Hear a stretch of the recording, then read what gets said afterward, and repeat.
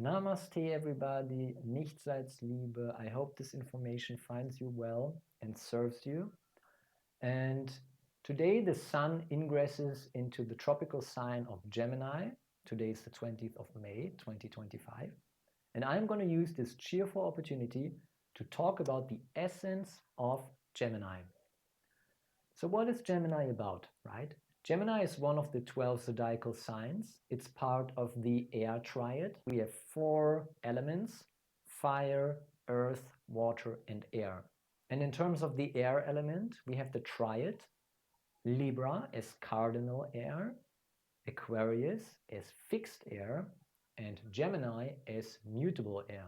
And the air signs all have in common intellectualism, thinking processes, words, everything that is social, everything that is about relationship, the relationship between two people, the relationship of information. Mutable signs in general are very adaptive, right? They can adapt to a certain situation. They are flexible. They don't insist on their standpoint. They can go along with other people. If the situation is changing, right? If the information is changing, then Gemini can roll with it very quickly, right? Because this is the essence of Gemini, gathering new information. So Gemini is essentially about the dual nature of reality. We have the twins, the twin brothers, Castor and Pollux in the Greco-Roman mythology.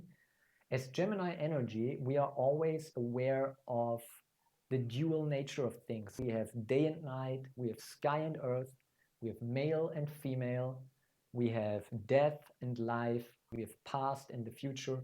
So the Gemini sign is always painstakingly aware of the duality of things. Mercury, the equivalent god and ruler of the sign of Gemini, in the Greek pantheon, it's the god Hermes. He's the god who's wearing those winged shoes. He has the helmet with the wings on and the winged shoes and the caduceus stuff. And he's infamous for being the youngster. He's the trickster, right? He's always making jokes. He's always making fun with other gods, with other heroes in the stories. Hermes is always involved in mythology when it comes to rescuing somebody at the very last moment, right? Or like some moment of surprise, some element of like something new, a new idea pops up and somehow changes, twists the situation in which some hero is currently stuck. He's the youngest of the gods. He is the smallest of the planets. The planet Mercury is very close to the sun. And if we observe the planet Mercury in the night sky, we can see that from our vantage point, the planet Mercury is most frequently moving retrograde in zodiacal longitude, right? So if we look into the sky, it seems like most of the planets, except the sun and the moon, have this apparent retrograde motion. So all the planets are always moving into the same direction, but then at certain times, the planet seems to move backwards.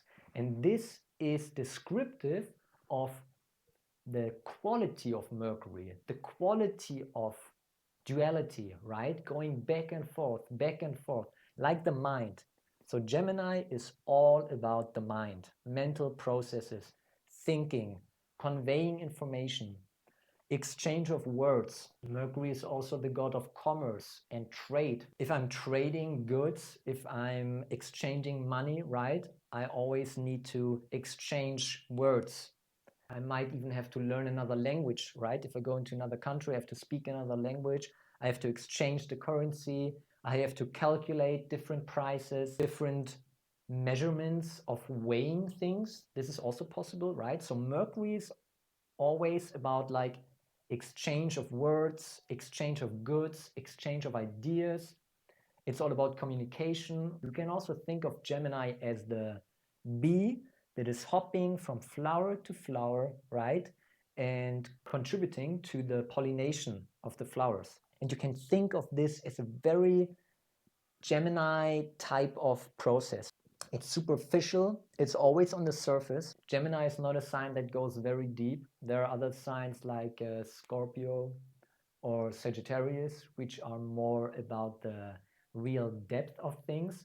But Gemini is pretty happy rather at the surface. So Gemini knows a lot of different topics. Gemini knows a bit of everything, but it's not very specialized in one certain area. And I'm talking about the very archetypal energy of Gemini and the archetypal energy of Mercury, and this quality of the mind, which is inherent in our psyche, which is inherent in the universe itself, in the workings of the universe. So Gemini is about trading, right?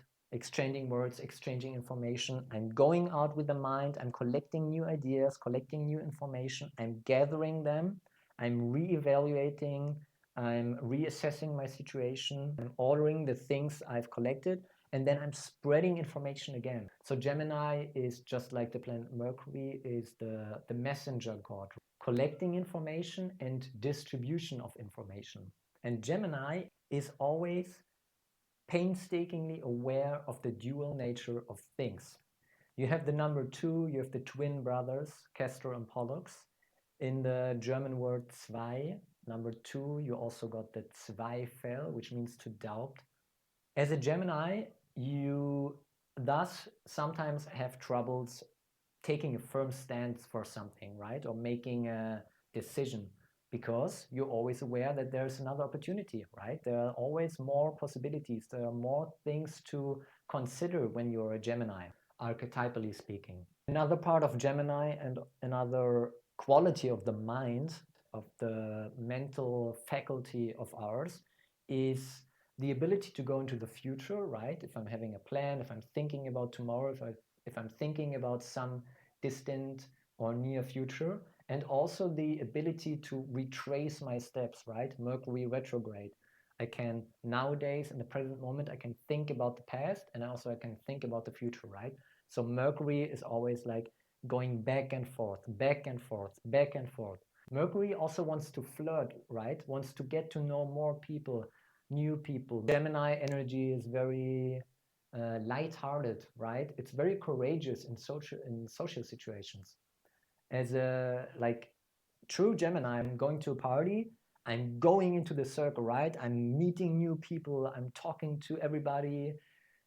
Gemini is very witty, right? Funny, hilarious, very not just talkative, but also can come up with something real quick. If you are dissing a Gemini, right, like you're talking about clothes or like the hairstyle or whatnot, Gemini is very quick to respond. Gemini is getting information, processing it, and getting it out again. Very socially likable, socially adaptable, good with words, good with selling things. Since Mercury is the god of trade, right? Gemini person is also a very good salesman, not just on the phone, but also going from door to door, right? If you think about like the typical American used car dealer, the one who's like very witty and talking to you and wants to make this car like look as the perfect car for you, right? Because he's so good with words, he can speak to you in such a way that you really can picture yourself like sitting in the car and picking up some girls or whatever. This is Gemini. So what else is Gemini? Gemini is related to newspaper, media, journalism, writing, speaking, using words. Every zodiacal sign is attributed to certain parts of the human body. And in terms of Gemini, we're talking about the lungs, we're talking about shoulders, arms, hands, and fingers. A Gemini trait is also like chewing gum, always chewing gum, smoking cigarettes. If there's a coffee break, right? Gemini already had like 2 coffees, no breakfast. You're smoking, you're chit-chatting with your colleagues, going back and forth, gossiping, all these kind of things. This is very Gemini. Last but not least, what is very important to me personally is to convey this information in a sense that Gemini is just like all the other zodiacal signs, an inherent quality of nature. we can perceive Gemini as like a specific character trait if we look at other people and we see he's smoking all the time, he's very chatty, right? He's very superficial, he's hectic, and he's nervous, and he's unreliable. Those are a few like shadowy sides or unconscious traits of Gemini. But it's my heartfelt intention to make you guys aware that Gemini in and of itself is neither good nor bad. It's just an inherent quality of nature. So each being has this 12 zodiacal qualities in itself. Even if I don't have any Gemini placements, which I do, but even if I didn't have any, I still had the mental capability, the mental flexibility to gather information, to collect information, to move in and out of situations, to relate to other people, to learn something new, to spread like the veins on a leaf. It's like this tiny little branches going somewhere out. This inherent quality is in each and every single cell of each and every single being in the universe, according to my understanding of astrology.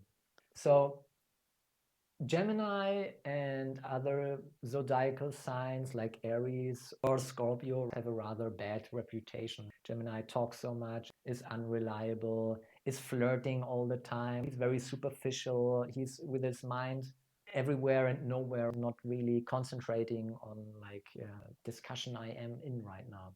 But what is very important to me is to make you guys aware that this process or the quality of Gemini is so essential to human interactions, right? Is so essential to life, like the bees pollinating all the flowers.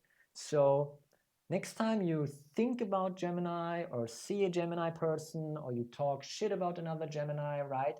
Think about the inherent quality of what is behind the curtain of what Gemini has as like human character traits. Think about the essential fundamental processes which are behind the apparent bad reputation a Gemini enjoys. And this is what I want to convey, and I hope I did a good job with it. Nichts als Liebe.